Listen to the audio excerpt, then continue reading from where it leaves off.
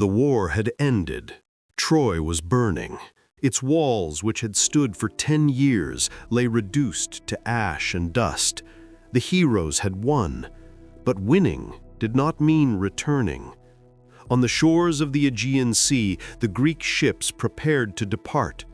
Every king would return to his kingdom, every warrior to his home, every husband to his wife, or so they believed. Among them was Odysseus, king of Ithaca. Not the strongest, not the fastest, but the most cunning. The man of the wooden horse, the architect of the deceit that brought down a city. And without knowing it, the man who would begin the longest journey of all. Because some homecomings do not depend on the sea, they depend on destiny. While other heroes found relatively short paths home, Odysseus awoke the wrath of a god. Poseidon, lord of the waters, proud, relentless, and the sea which was meant to carry him back became his prison. Ithaca awaited him, a small island, rocky, without the greatness of Mycenae or the wealth of Sparta. But there was his home, there was Penelope, there was Telemachus, his son, who barely remembered him. There was his identity. The Odyssey is not just the story of a journey. It is the story of a man who wants to return to what he was, to return to whom he loves, to return to himself. But the sea does not grant easy returns. On his path there will be monsters, goddesses, temptations, oblivion, promises of immortality, and decisions that will define what kind of man he truly is.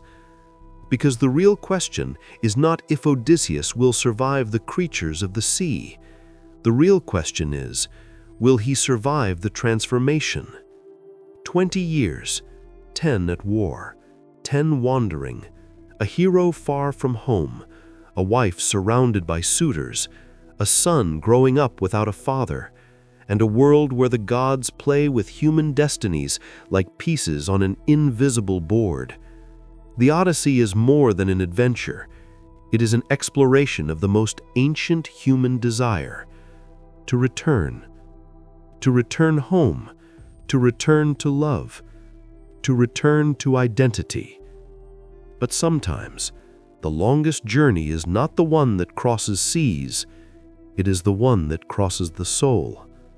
And when this journey begins, Odysseus will not only fight against monsters, he will fight against oblivion, against temptation, against the loss of himself. Because the man who left Troy will not be the same one who returns to Ithaca.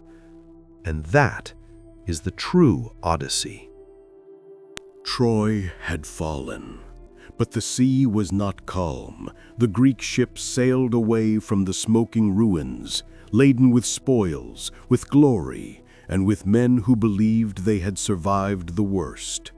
They were wrong. Odysseus set sail with 12 ships, 12 crews, 12 groups of men who trust their king. The war is over, but the journey home has barely begun. And the first mistake is not long in coming. They arrive in the land of the Cicones, a city allied with Troy. Weary from years of war, hungry for reward, the men attack. They plunder, they celebrate, they forget caution. Odysseus orders them to retreat. They do not listen. Victory makes them reckless, and recklessness invites a response. Enemy reinforcements arrive from inland. The battle resumes, this time without surprise, this time with consequences. For each ship, several men fall. Blood marks the beginning of the journey. The Odyssey begins with loss. It is the first lesson. The war did not end at Troy. Chaos still pursues them, and every decision will carry weight. The sea opens up before them once more. Days of sailing. The wind changes. The currents become unpredictable, until they reach a strange land, a place where danger does not roar, it whispers. It is the country of the Lotus Eaters, a peaceful people, without weapons, without hostility, without visible threats. They offer fruit, they offer rest, they offer oblivion. Some men taste the lotus, and something changes. Nostalgia dissolves, memory fades, the desire to return home disappears. They no longer want to return. They no longer remember why they left. Odysseus understands the danger immediately. It is not death, it is the loss of purpose. He drags his men back to the ships by force, tying them up if necessary. Because the greatest enemy of the journey is not always the monster. Sometimes it is comfort. And so they depart again, farther from Ithaca, farther from home, more aware that the sea is not just distance, it is a trial. Odysseus begins to understand something. The journey will not be a straight line. It will be a series of temptations, of mistakes, of decisions that will test not only his strength, but his identity. Soon they will reach an island that seems deserted, with wild goats, with caves, with silence. And inside one of those caves waits something that is not human, something that does not reason, something that knows no laws. The next challenge will not be oblivion. It will be pure brutality. And there, Odysseus will not win with a sword. He will win with wit. But every victory will have a price. The island seems quiet. Wild goats, open meadows, deep caves. A place that could be a refuge. But silence is sometimes a warning. Odysseus chooses to explore. He leaves the ships anchored. He takes 12 men. They venture into a large cave. Inside there is cheese, milk, baskets, proof that someone lives there. His men propose the logical thing, to take provisions and leave. But Odysseus wants to see the owner. He wants hospitality. He wants to know. He wants to learn.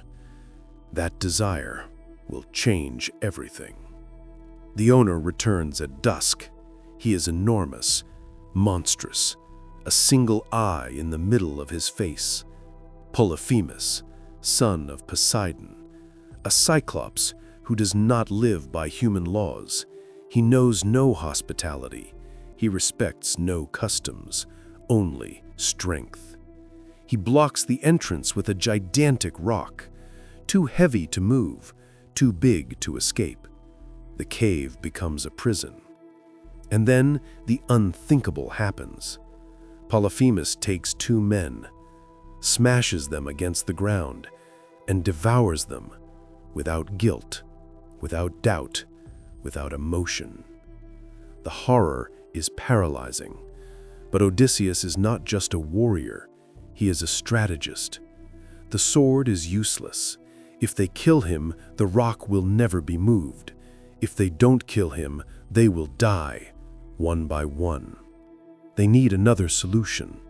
He offers him wine, a strong wine, dark, intoxicating. Polyphemus drinks. He asks his name. Odysseus replies, "Nobody." When the wine takes effect, the Cyclops falls into a deep sleep. Then they act. A sharpened log, heated in the fire, plunged into the monster's only eye. The scream shakes the island. Other Cyclops come running. They ask who is hurting him. Polyphemus answers, "Nobody is attacking me." And they leave. Cunning has defeated strength, but they are not yet free. At dawn, the Cyclops removes the rock to let his flocks out. He feels the back of each animal to prevent their escape, but he does not touch their bellies. Odysseus and his men cling to the undersides of the sheep. They escape hidden, breathing fear, breathing freedom. Now on the ships, moving away from danger, Odysseus makes a mistake. He cannot resist it. He shouts his real name. He claims the victory. He claims the cunning. He claims the glory. And Polyphemus, bleeding and furious, raises his voice to the sky. He invokes his father, Poseidon. He asks for vengeance, that Odysseus take long to return, that he lose all his men, that he arrive alone, late, broken. The sea listens, Poseidon listens, and the Odyssey changes in scale.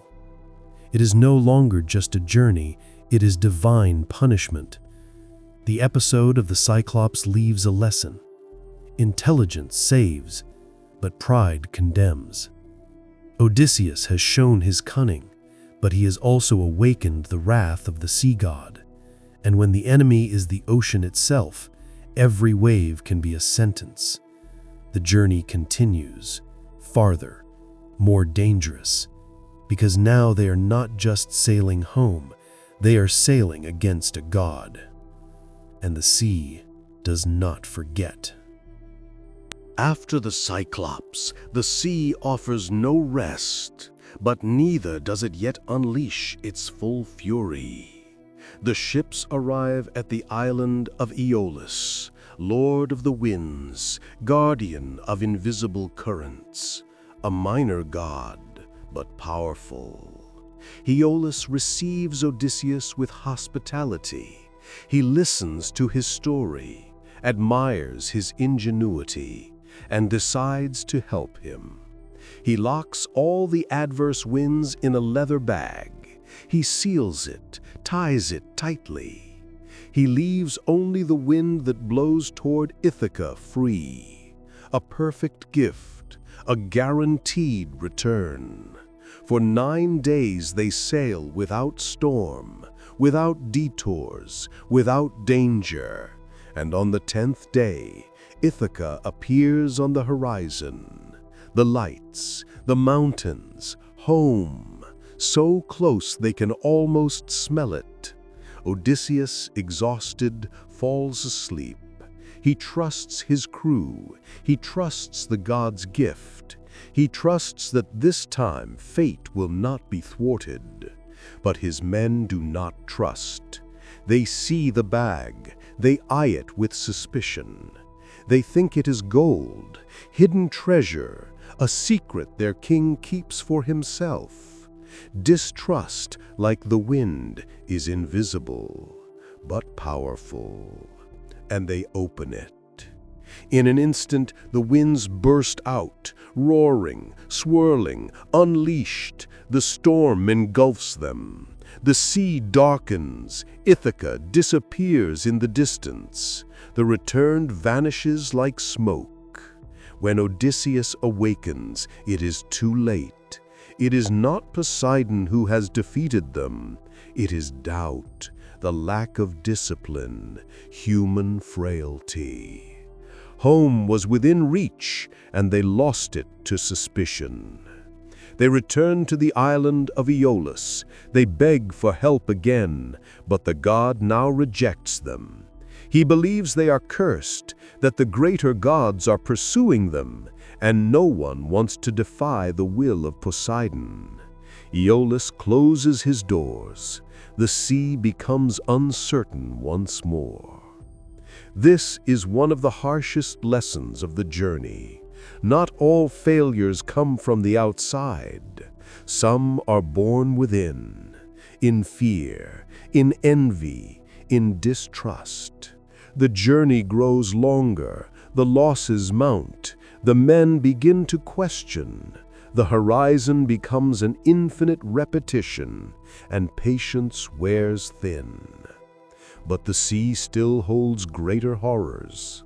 Soon they will reach the land of the Laestrygonians, giants, cannibals, brutal, And there the punishment will be devastating, because this time it will not be a small mistake, it will be a massacre. And Odysseus will begin to understand that returning is not just a matter of time, it is a matter of endurance.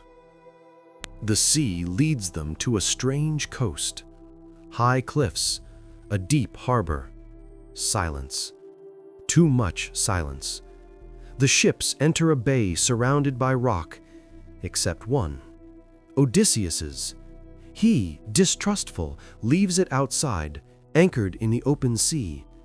That decision will save his life. They send scouts. 3 men advance inland. They find a giant young woman by a well. She guides them to her city, a city that is not human, a city of giants. The Laestrygonians. The king appears, enormous, monstrous. He seizes one of the men and devours him instantly. There is no dialogue, no negotiation, only hunger. The others flee, but it is too late. The giants descend towards the harbor. They tear rocks from the mountains. They hurl them like projectiles. The ships, trapped in the bay, cannot escape. They break apart. They sink. The men fall into the water.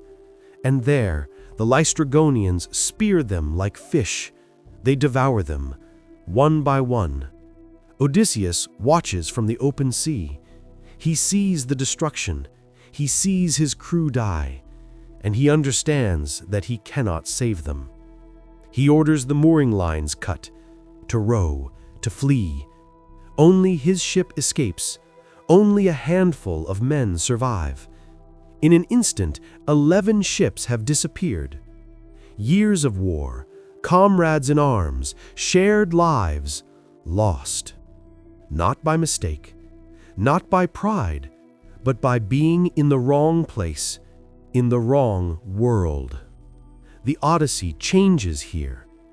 It is no longer a journey with a fleet. It is an escape with survivors. The hero no longer leads an expedition. He leads a small group, tired, traumatized, with less hope. The losses weigh heavily. Trust erodes. Each new island is no longer a promise. It is a threat. And yet, they must go on. Because there is no alternative. The sea offers no rest, only an uncertain direction. They finally reach a different island, not of giants, not of immediate violence, but of mystery. A land covered in forests, with smoke rising in the distance. There lives a figure who does not attack with brute force, but with magic, with transformation, with seduction. Her name is Circe, and what she will do is not kill men. It will be to turn them into beasts. The island seems calm. Dense forests, gentle hills, the distant song of animals. Nothing suggests immediate danger. But, in the Odyssey, danger rarely roars first. Sometimes it seduces. Odysseus divides his men. One group explores the inland. They reach a palace surrounded by wolves and lions. But they do not attack. They behave like tamed animals. Something is not right. Inside the palace, a woman sings. Her voice is beautiful, hypnotic. Her name is Circe, daughter of the god Helios, a sorceress, possessor of ancient knowledge. She invites the men inside. She offers them food, wine, rest. But the drink is mixed with magic. As soon as they drink it, their bodies change. Their hands turn into hooves, their faces snouts.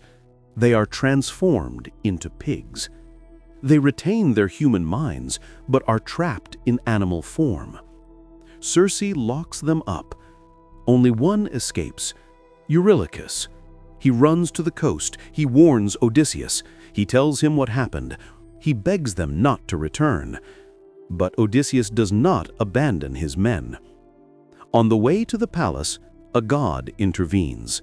Hermes, messenger of Olympus.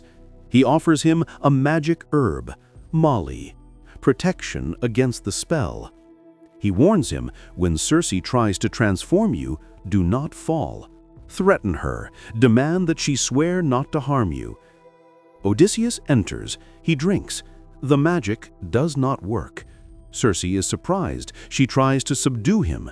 But Odysseus draws his sword. He confronts her not with brutal violence, but with firmness. Circe yields. She breaks the spell.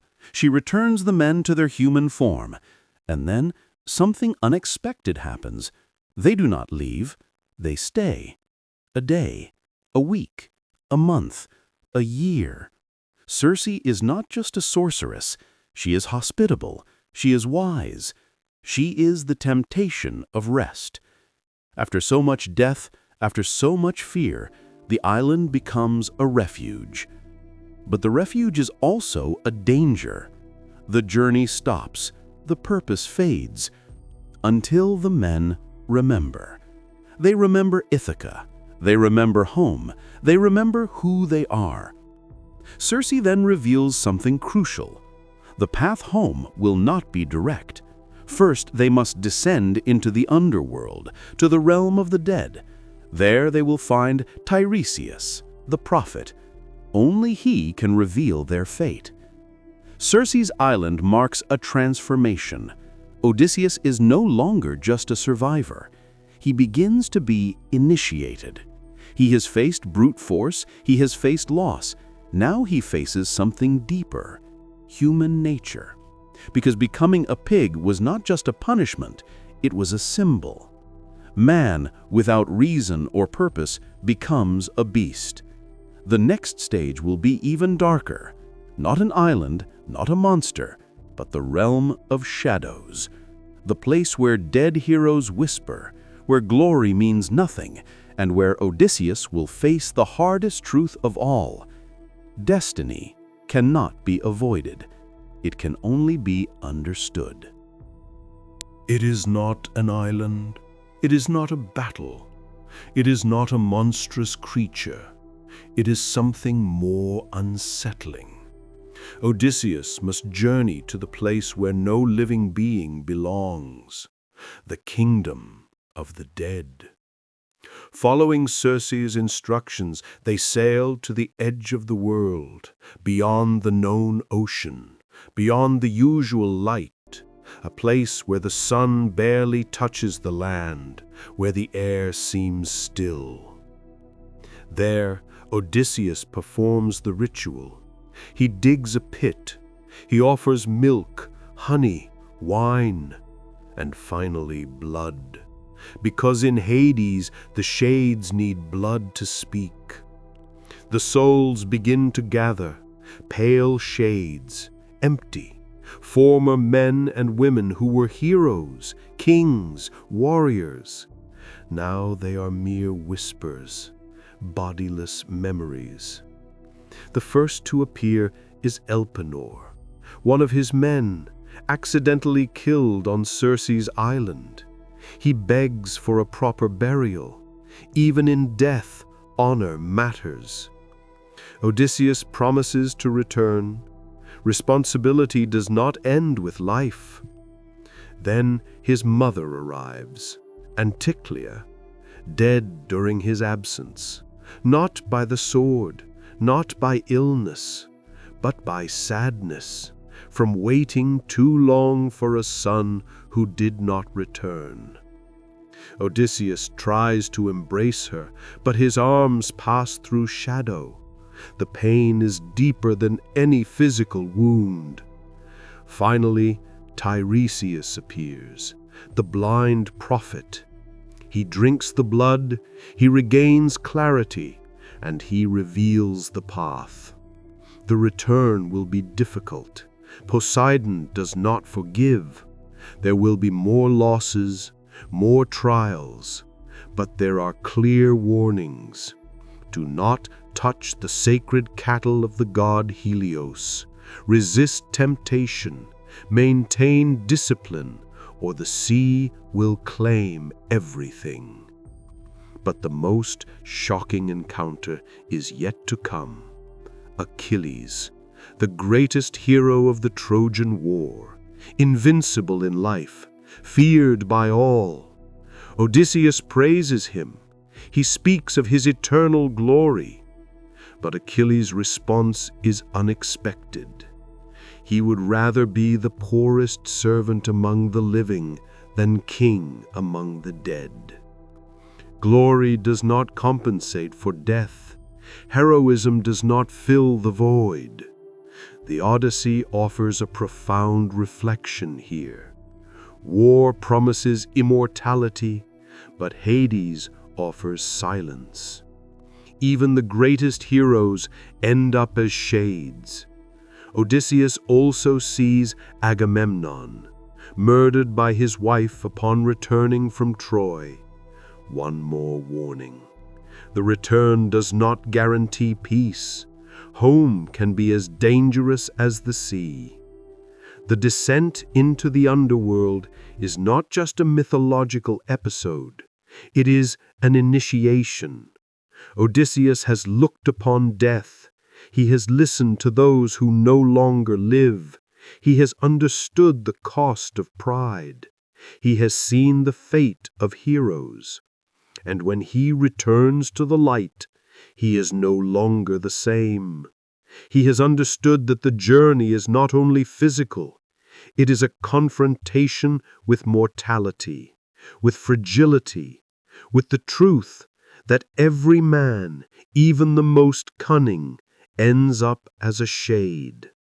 But he must still face more concrete trials, more immediate ones. The sirens await him. Scylla and Charybdis block the passage, and every decision now involves sacrifice. Because after seeing Hades, Odysseus knows one thing for certain. Not all of them will return home. The sea opens up before them again, but now Odysseus sails with knowledge, with clear warnings. He knows what is coming, and that does not make it any less dangerous. The first threat is not visible. It has no fangs. It has no claws. It has a voice. The sirens. Beings whose song does not kill by force. It kills through desire. Their song promises knowledge, it promises truth, it promises absolute understanding. It promises to reveal everything that happened in Troy, everything that happens on earth, everything that happens under the sky. The song does not offer pleasure, it offers knowledge.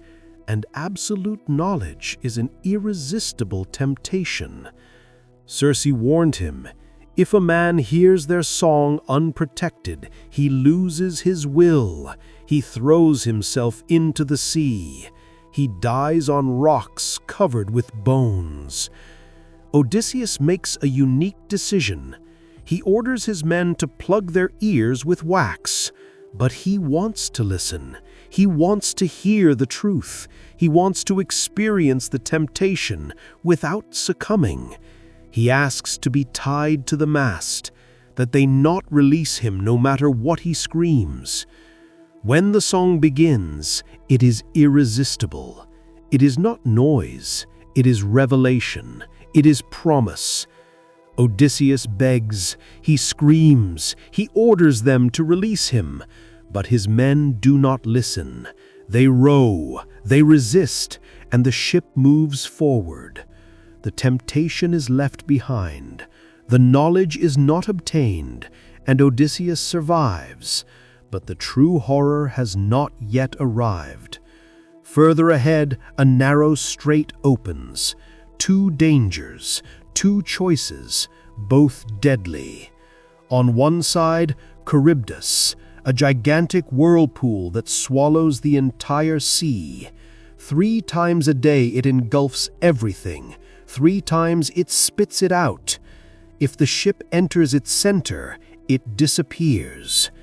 On the other side, Scylla, a creature with 6 heads, 6 mouths full of teeth, each one capable of tearing a man from the ship. It does not destroy the ship, but it devours the crew. Odysseus must choose, not between good and evil, but between evils. Charybdis can destroy everything. Scylla will only kill some. It is the impossible choice. Save the ship, sacrifice men. The ship approaches the strait. The men do not know what is coming.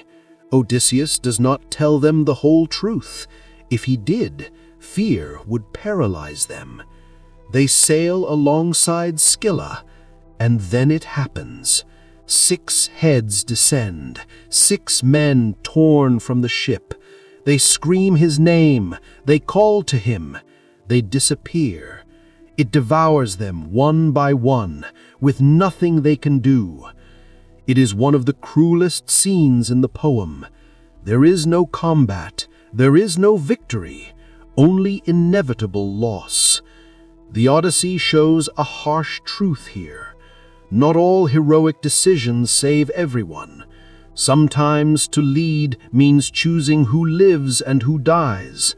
Sometimes wisdom implies accepting that there is no perfect way out. They pass the strait, but the cost weighs heavily. The sea has not calmed, and there is still one crucial warning left. Do not touch the cattle of the god Helios. A clear prohibition, a line that must not be crossed.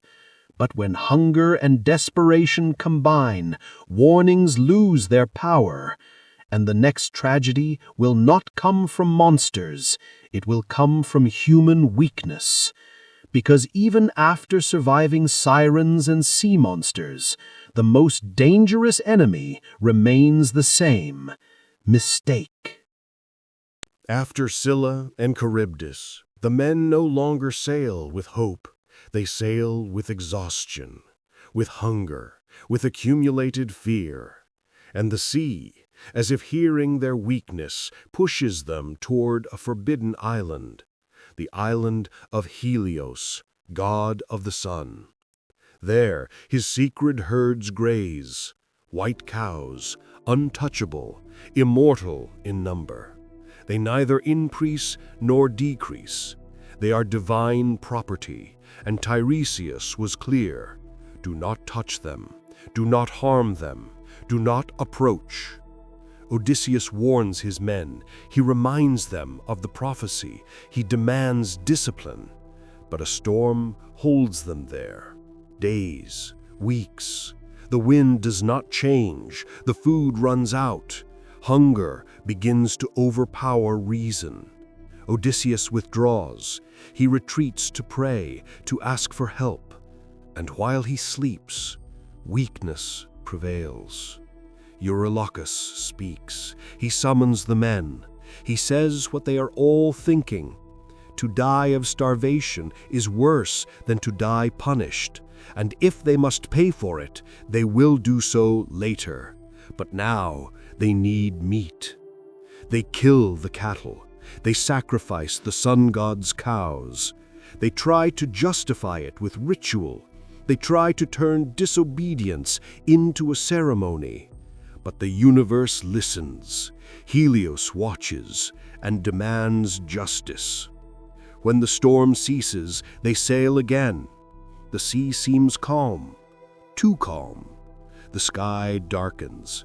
Zeus intervenes. A lightning bolt strikes the ship. The wood explodes. The ship breaks apart.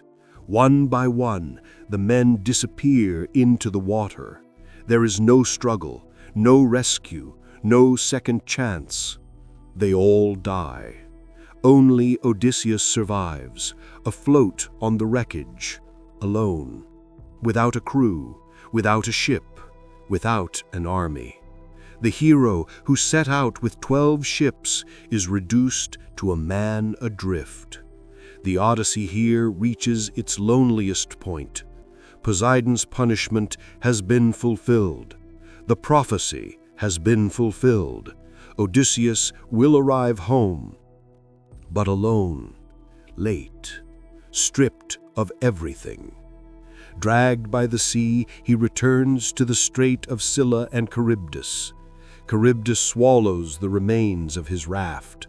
Odysseus clings to a fig tree growing on the rock. He waits, he endures, he survives. When the whirlpool spits out the wood again, he leaps. He clings to it and continues to float. Finally exhausted, he reaches the island of Calypso. An island that is not hostile, not violent. It is calm, too calm. And there the most subtle trial of all will begin.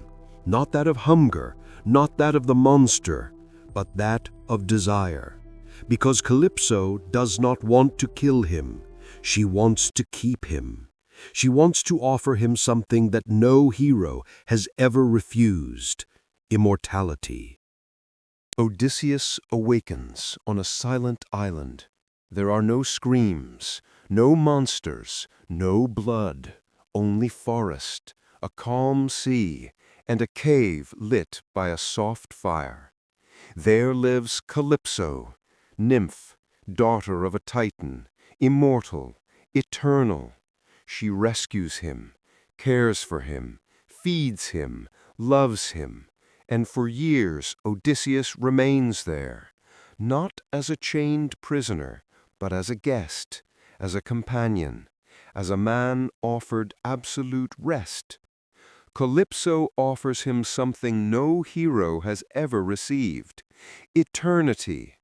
She promises him perpetual youth. She promises he will never grow old, that he will never die, that he will never suffer, that the pain of the sea will be left behind, that loss will not return. It is the ultimate offer: endless glory, life without death, love without wear.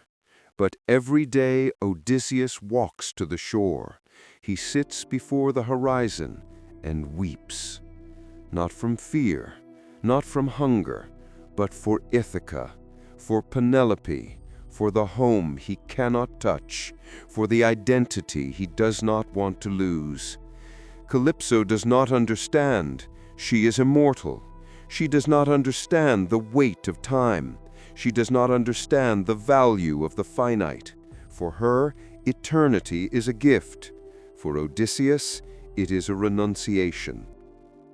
Because accepting immortality means abandoning his story, abandoning his past, abandoning the human being he is.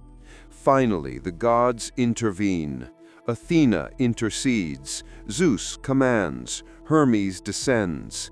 Calypso must let him go, even if she does not want to, even if it hurts.